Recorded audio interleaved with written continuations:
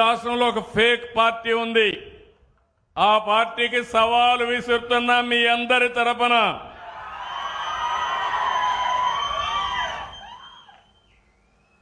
ఇప్పుడంతా కూడా blue media ఉంది. అవినీతితో ఒక పేపర్ పెట్టుకున్నారు, ఒక టీవీని పెట్టారు. అన్ని తప్పులే. మనం అవునంటే అడ్డంగా కాదంటారు. పేదవాడికి పింఛన్ ఇవ్వాలంటే నువ్వు చెప్పావు కాబట్టి ఇవ్వకూడదంటారు. మనం పోలవరం కడితే పోలవరాన్ని కూల్చేస్తారు.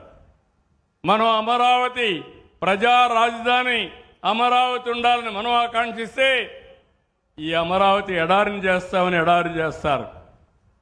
మనం రోడ్లు వేస్తే రోడ్లన్నీ గుంతలు పెడతారు. అవునా కాదా అని అడుగుతున్నా.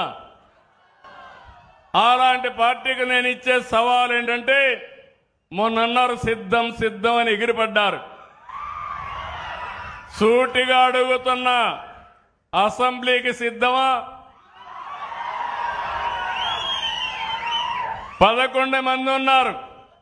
అసెంబ్లీకి రండి. ఎవరిది విధ్వంసమో, ఎవరిది అభివృద్ధో, ఎవరికి సంక్షేమ కార్యక్రమాలు చేసే సత్తా ఉందో చర్చించడానికి నేను సిద్ధంగా ఉన్నా.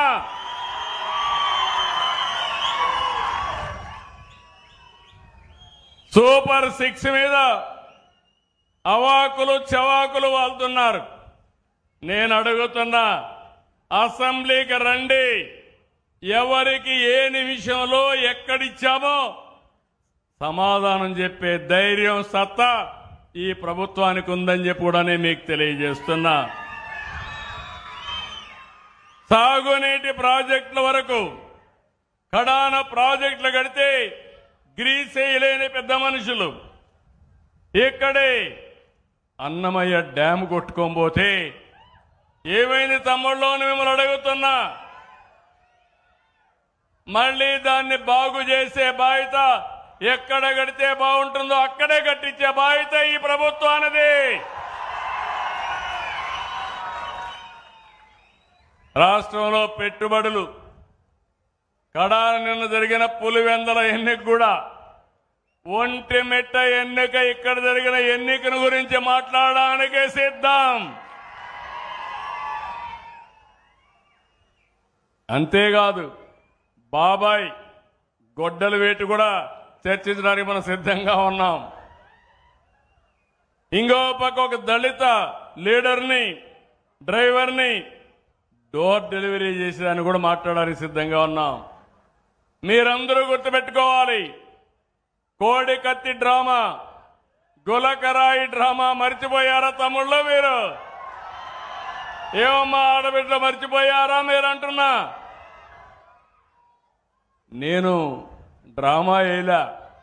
నా మీద 23 క్లేమోర్ మైన్స్ వెంకటేశ్వర స్వామి పాద పద్మాల దగ్గర జరిగితే నేను భయపడ్డానా తల్లి అని మిమ్మల్ని అడుగుతున్నా.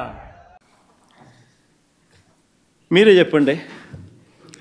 అసెంబ్లీ సమావేశాలకు సంబంధించి మొట్టమొదటి అసెంబ్లీ సమావేశాల్లోనే స్పీకర్ గారిని, అయ్యా అసెంబ్లీలో ఉండేటి రెండే రెండు కూటములు, ఒకటి అధికార కూటమి, రెండోది మేము ప్రతిపక్షం. మేము కాకుండా ఎవరైనా ప్రతిపక్షం ఉన్నారు అసెంబ్లీలో? నేను మిమ్మల్ని జర్నలిస్టుగా మిమ్మల్ని అడుగుతా ఉన్నా. మళ్ళీ మేము కాక అసెంబ్లీలో ఇంకొకటి ఎవడు ప్రతిపక్షం లేకపోతే మమ్మల్ని ప్రతిపక్ష పార్టీగా గుర్తించానా లేదా?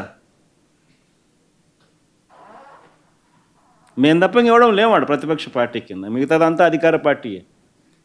ప్రతిపక్ష పార్టీ కింద మేము తప్ప ఎవరు లేకపోతే మా పార్టీనే గుర్తించాలి కదా ప్రతిపక్ష పార్టీగా. మనం గుర్తించినప్పుడు ఆ ప్రతిపక్ష పార్టీకి ఎంతమంది ఎమ్మెల్యేలన్నా ఉండండి, దానికి ఒక నాయకుడు అనేవాడు ఉంటాడు కదా. మన నాయకుని ప్రతిపక్ష నాయకుడనే కదా అనాల్సింది. మన ప్రతిపక్ష పార్టీకి 40% ఓట్ షేర్ వచ్చిన మాట వాస్తవం కాదా? మన 40% ఓట్ షేర్ వచ్చిన పార్టీని ప్రతిపక్ష పార్టీ కింద పక్కనే పెట్టుకొని ఆ పార్టీని నేను గుర్తించను, ప్రతిపక్ష పార్టీ కింద నేను గుర్తించను అని అంటే దాని అర్థం ఏంది? ఆ ప్రతిపక్ష పార్టీకి ఒక నాయకుడు నేను ప్రతిపక్ష నాయకుడిగా గుర్తించను అంటే దాని అర్థం ఏమిటి? అంటే నువ్వు మైక్ ఇవ్వనప్పుడు ప్రతిపక్ష నాయకుడి కింద ఎప్పుడైతే గుర్తింపిస్తావో, ప్రతిపక్ష పార్టీ కింద ఎప్పుడైతే గుర్తింపిస్తావో అప్పుడు నువ్వు మైక్ ఇస్తావు. లీడర్ ఆఫ్ ది హౌస్ ఏ రకమైన మైక్ మీద ఏ రకమైన కమాండ్ ఉంటుందో, మైక్ ఏదైతే హక్కుగా తనకు వస్తుందో, అదే మాదిరిగానే లీడర్ ఆఫ్ ది అపోజిషన్కు మైక్లో అధికార పార్టీ నాయకుడు తర్వాత, అదే లీడర్ ఆఫ్ ది హౌస్ తర్వాత లీడర్ ఆఫ్ ది అపోజిషన్కు మైక్ ఇవ్వాలి అదే స్థాయిలో. ఆ మాదిరిగా ఇవ్వగలిగితేనే ప్రజల సమస్యలను సుదీర్ఘంగా ఈ మాదిరిగా చెప్పగలుగుతారు, ఈ మాదిరిగా ఎక్స్ప్లెయిన్ చేయగలుగుతారు, ఈ మాదిరిగా ప్రభుత్వం నుంచి స్పందన రాబట్టగలుగుతారు. కానీ ఇక్కడ వీళ్ళు ఏం చేస్తూ ఉన్నారు? మైక్ ఇవ్వకూడదు, ప్రజల సమస్యలను ప్రస్తావనలోకి రాకూడదు అనే ఉద్దేశంతో నువ్వు ఒక ప్రతిపక్ష పార్టీ ఉంది అనే దాన్ని నువ్వు ఒప్పుకోవడం లేదు, అక్నాలెడ్జ్ చేయడం లేదు, యాక్సెప్ట్ చేయదలుచుకోలేదు. ఎందుకంటే యాక్సెప్ట్ చేస్తే దానికి ఒక ప్రతిపక్ష నాయకుడు అవుతాడు.